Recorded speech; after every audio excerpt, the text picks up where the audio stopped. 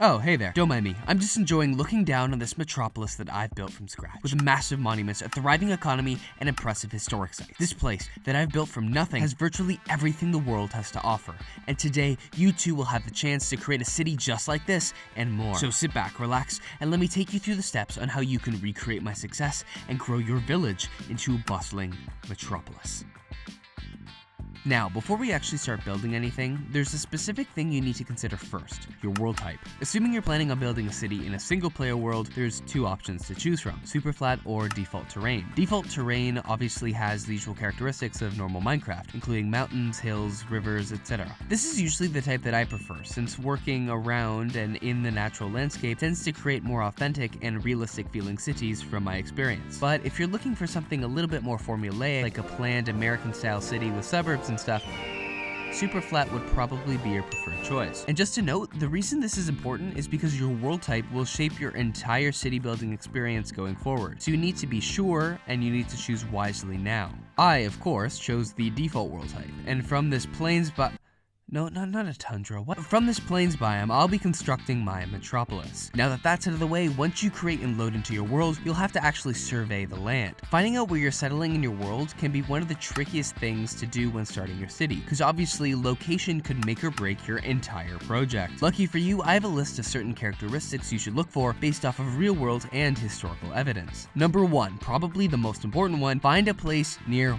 water, whether that's a river, an ocean, or a lake. Since ancient times, water, of course, has been vital to human settlement. Not only do we literally need it to survive, but water has also been a staple of industry and transportation, as fast-flowing rivers have churned mills and facilitated trade in the form of boats. There's a reason today most big cities in the world are located along a river mouth, or a coast, because transport and trade by ship is still one of the fastest ways to move goods between continents and cities. Take a look at Liverpool in the United Kingdom, for example.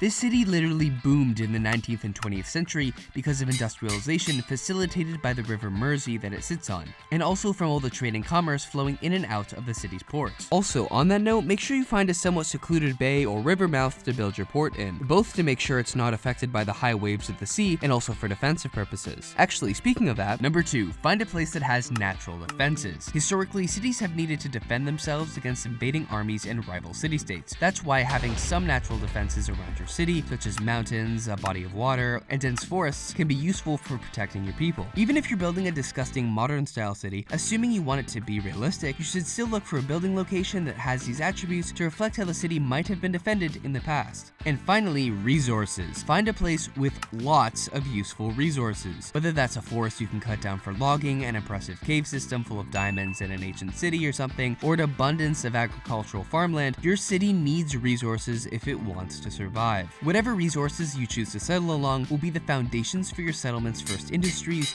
and the start of your economy. Also worth noting here are the resources which create what I like to call instant cities, which are a prime example of exactly what not to do at this stage. Gold, in the real world historically, has been a driving factor for people to move to a location, usually for a short period of time. However, after the abundance of gold in these regions have dried up, people tend to go home to go find work elsewhere. A very notable instance of this is Dawson City in the Yukon Territory of Canada. During the Klondike Gold Rush, this city grew exponentially, rising to a population of over 30,000 people. However, as of 2021, the city sits at just 1,500. What I'm trying to say is, don't settle in a Badlands biome. I'm kidding. What I'm saying is, when you're settling an area, pick a region that has resources that are bound to last. And if you are gonna settle near something that is temporary, like a specific ore, consider having something to pivot to once your main industry dries up. Anyways, I feel like I finally found the perfect area to settle just over this hill. Let's take a look. Okay, this is exactly the opposite of everything I just said. Okay, seriously, now I found a real place to settle. Here among these villagers. Hopefully they won't mind me hijacking their home though.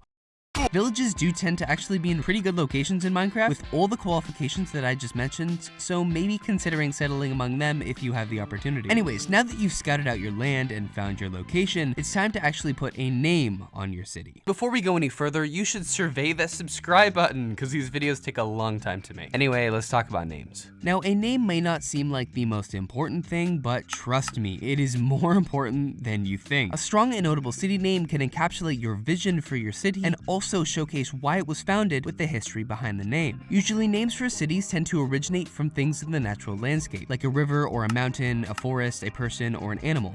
An example of this is the name Rome, which is obviously named from its founder, Romulus.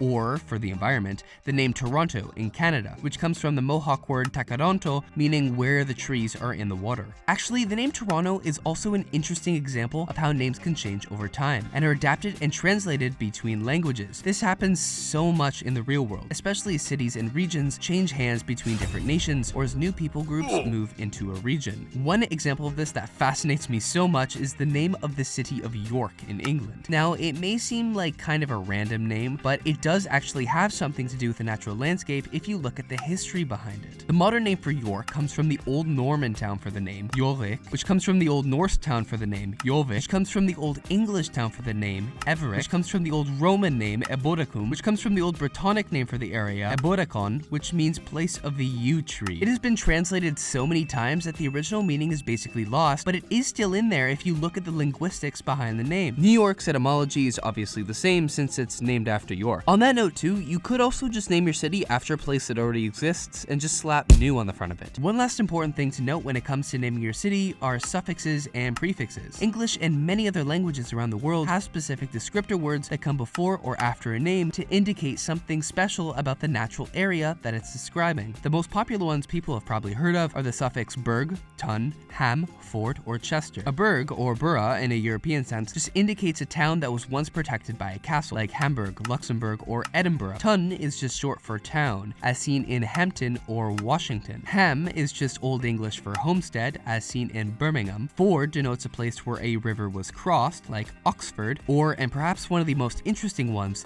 Chester, originating from the word for military camp in Latin, as seen with Manchester, or the actual city of Chester in England, which does actually have the ruins of a Roman fort. I've been there. This is a video of me from there last year. Or you can do what the Spanish did when they settled towns and just call it something really long. Like, for example, the name of Los Angeles is actually El Pueblo de Nuestra Señora Reina de Los Angeles del Rio Porciúncula. Or you can do what the Welsh did with Llanfair Porthwingell go get through Job Atlantis Leo go go go. Both these names describe the landscape and monuments, but in a very long and convoluted way, so yeah, but just whatever name you choose, and no matter who you choose to name it after or what you choose to name it after, make sure it fits with your vision and what you have in mind for the settlement in its future. Now for me, I need to name this village I'm settling in. I'm gonna choose something in the natural landscape, like for example, Villageville. No, that's dumb.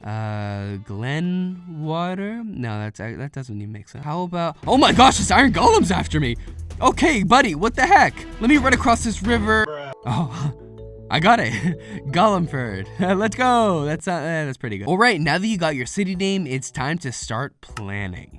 The term city planning can really fall under a wide umbrella and can include things like drawing up a layout, planning roads, creating zoning laws, planning your style, and more, so we're just going to take this slowly and explain each one by one. Before you start building anything, I recommend setting a city boundary. Go to the area you would like your city to end and just mark it off with like a tower or just a ring of separated blocks around the perimeter. Always give yourself more space than you might need, especially if you plan on building a city wall later on. The reason we're setting a perimeter is to make our next step a bit easier, which is layout and zoning. In the real world, zoning are regulations that dictate what pieces of land can be used for what purposes. For example, I can designate certain areas of Golemford for industry, like factories and stuff, and a different section for residential suburbs, another for commerce, shops in a downtown core, a government area, and another area for green space and parks. Most cities have these anyway, but the reason zoning is so important is because it dictates what zones should be next to each other. You don't want to end up with a row of factories across the street from a green space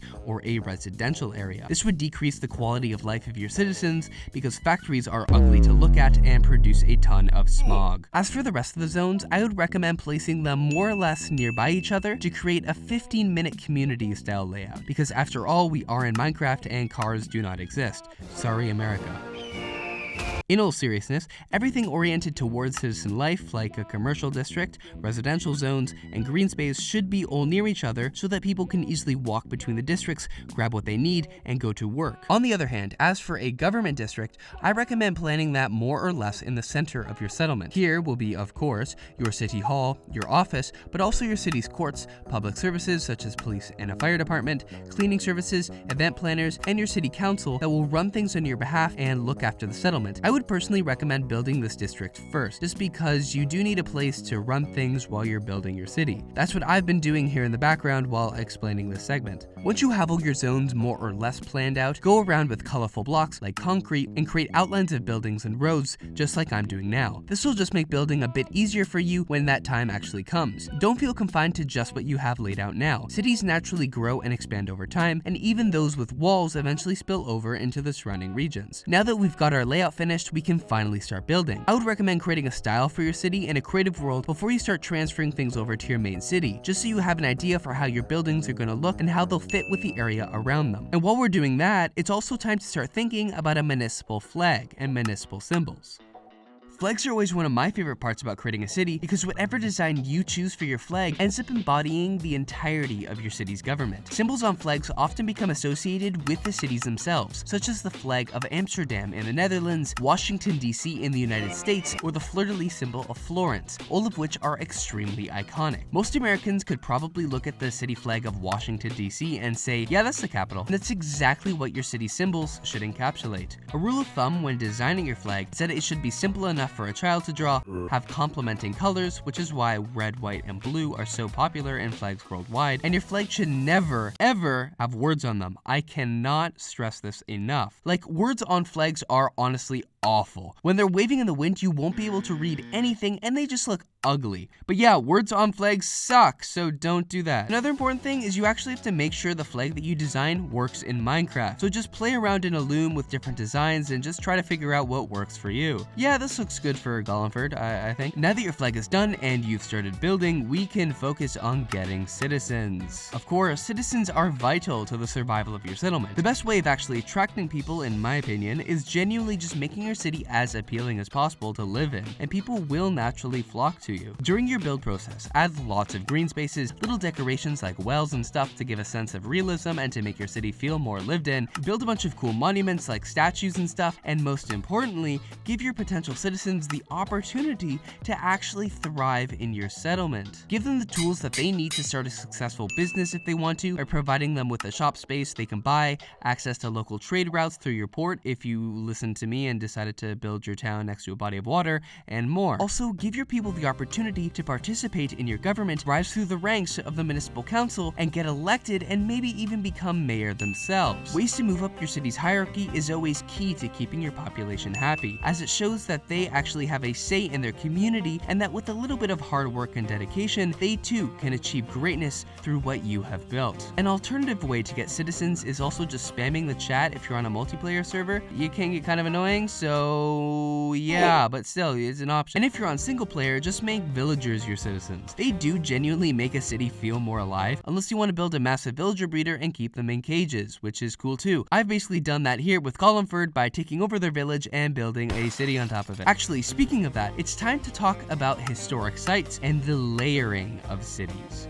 As your settlement naturally ages, grows, and expands, things are bound to be deemed as historic. Places like your first building, your old city hall, your commercial district, etc. will become points of interest as your city continues to age. Build museums too, to house artifacts from all across your settlement's history, highlighting important and key moments. What I usually do in any world that I'm in is I keep my first pickaxe and my first houses around, so that I have something to put in museums and turn into historic sites later on. Something that also tends to happen, especially in real life, is archaeological sites are often created as cities build on top of each other. Something that you may have seen is that ancient cities, such as the Forum in Rome, as you can see here in the background, are like 3 to 4 meters below modern street level. As you build an artificial platform or something, parts will naturally be buried, and archaeological sites will naturally form. A unique example of this is on the Stoneworks Minecraft server. The nation of Centaurus, wanting to start over again in a new build style, rudely flattened much of the island that they controlled by building a fake layer of grass higher than the natural ground, burying several towns in the dark. On a copy of the old server, you can fly under the ground and uncover the old sections of their cities that were lost to time. Designating certain areas as historic sites are good to remind yourself years down the line where your origins come from. I just did that with my city here. All the old villager houses are half buried underground,